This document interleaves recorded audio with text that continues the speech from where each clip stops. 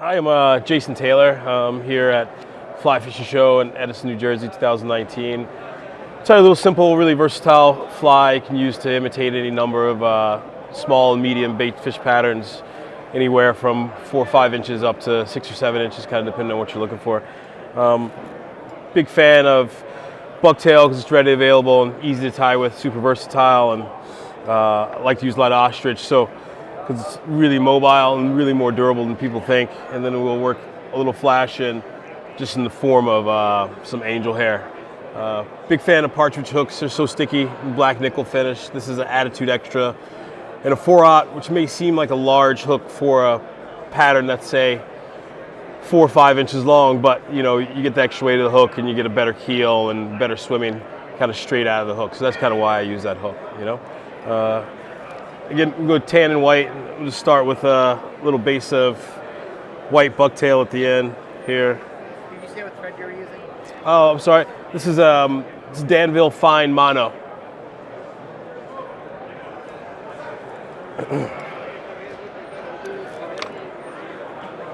I'll take that clump of bucktail and pull a few of the shorts out there. Let's kind of establish the original length of the fly, but also kind of off the straight back will keep anything from fouling.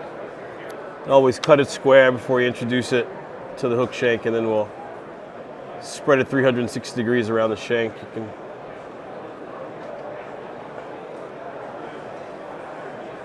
do like that here. You check your work, you make sure it's around. Tighten up.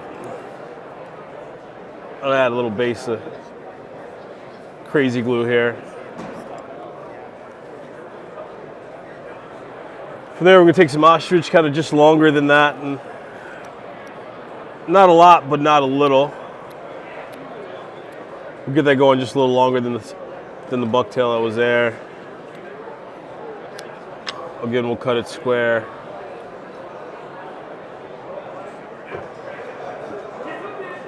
And distribute it equally around the shank.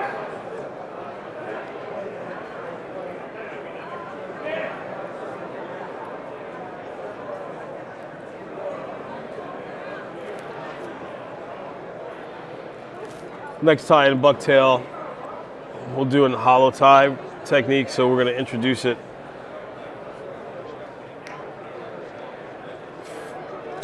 facing forward and then push it back. So again, we're going to clean out those shorts, which is really important.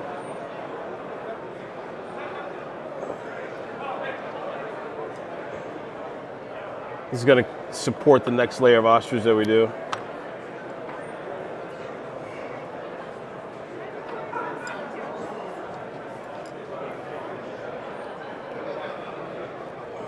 And we'll distribute it around the shank evenly.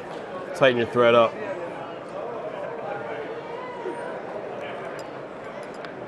What we're gonna do is gonna push it all back. It's gonna give the fly a little volume in the midsection here. Get all those butt ends back. Then we'll create a little thread dam in front. It's gonna hold it back, and we'll work away and then right up against the bucktail, and then away, and then right up against the bucktail again until it starts to lay back. You can see it staying back. We want it back a little touch farther. So again, away, and then back together. From here, I like to put a little flash in the center portion of the fly, and look at this angel hair. It's really fine. Stroke it out. Just like we were doing with the bucktail, we'll take a couple wraps, control it, distribute it evenly.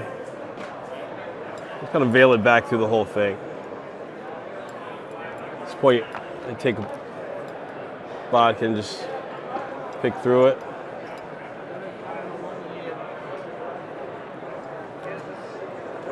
And then we'll take that hollow technique again, and we'll apply it to a little shorter length of ostrich here, and they'll start to build up a little volume.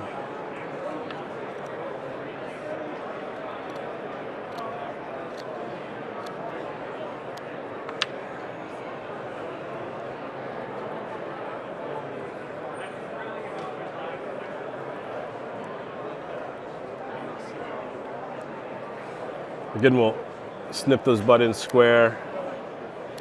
No guesswork when you introduce it to the hook. Put it in reverse. Just a thread wrap or two to control it and distribute it around again.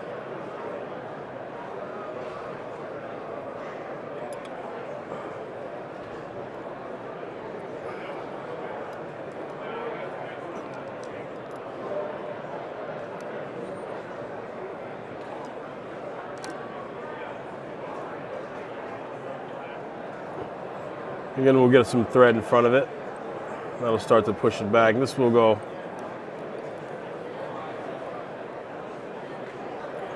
again,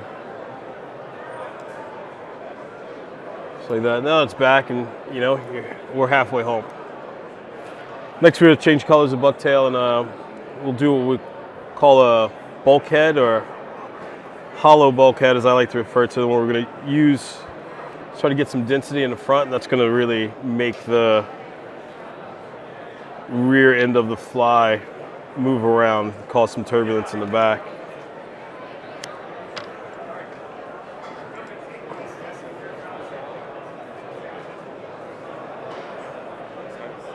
So measure that, and again, we've been noticing we've been going shorter with each layer of material, and the same thing's true here. Instead of cutting those butts all the way off, we're going to keep them this time. Why is that? So what that's going to do is get us some density in the front of the fly. So we get a nice dense head to a relatively sparse rear. Will make the rear really mobile and move.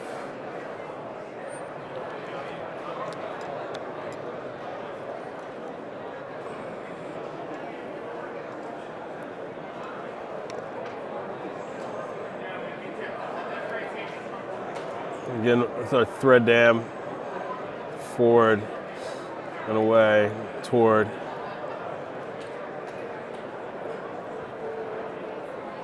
And away. A little bit more, we'll lay that down a little tighter.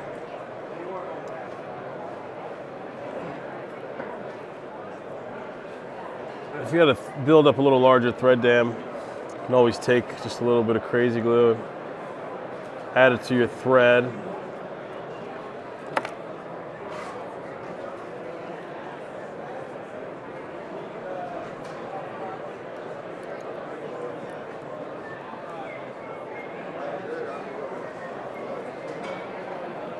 And then we're back.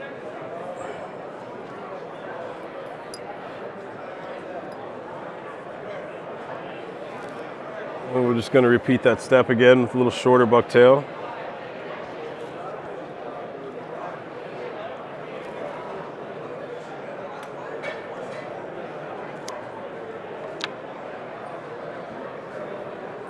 And we'll size it up here a little shorter.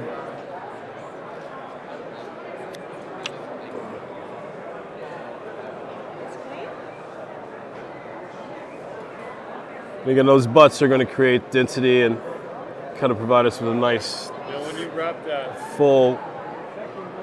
and you get the flare All right, can I get some in now? your left Nothing hand, later. can you limit that? Like if you tied it in the middle?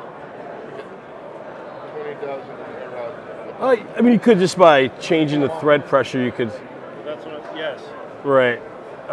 But I wanted that flare because I want that wall No, I to. understand. I'm just asking for the. You can limit it by either having less butts back here or using less thread pressure in the beginning to create the flare. It'll lay down a little tighter if that's what you're referring to. I've had too much thread pressure and then I snapped the thread. Yeah.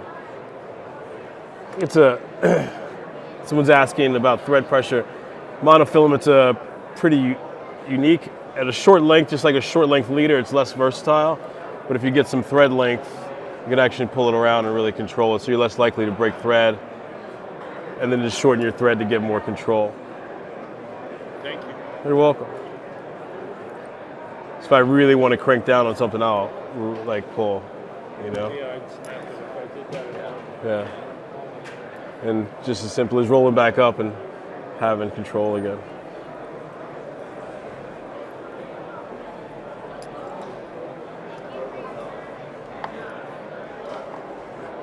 And so all that's up, but in the water, this is going to lay back and be really streamlined. So you're one tie away.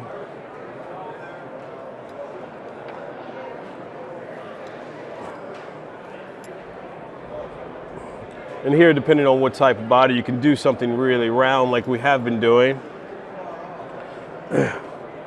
Or you can just take at the end here and make a little deeper body shape, and I'll show you how to do that just at the end by the way you distribute the hair by adding 2 clumps. So one here,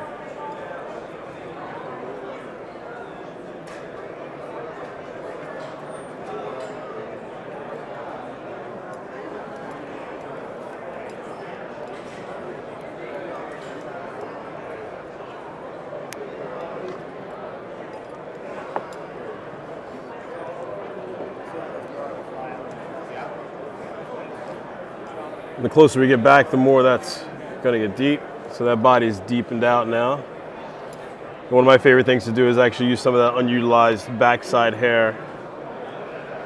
A nice color gradient. You kind of pull from the back and you'll get a couple different colors and length of bucktail.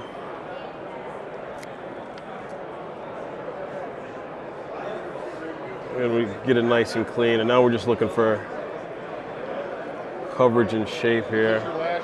It's a little bit heavy.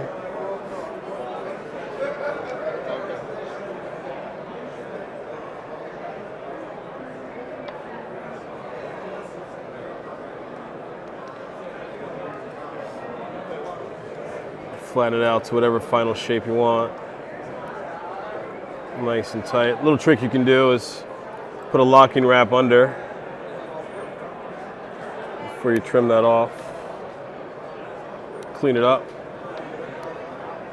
and then undo your locking wrap and go back on top.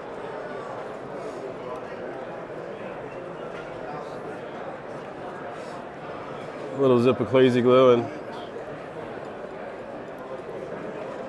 you can add whatever eyes you want. If you want to put some heavy epoxied eyes or cured eyes on top, leave a little more space. You could put some jungle cock on top. All right. Wasp nest? The fly's done. What's that? Is that a wasp nest? Yes, it is. Cool. Yeah, that's a. You sometimes put eyes on it.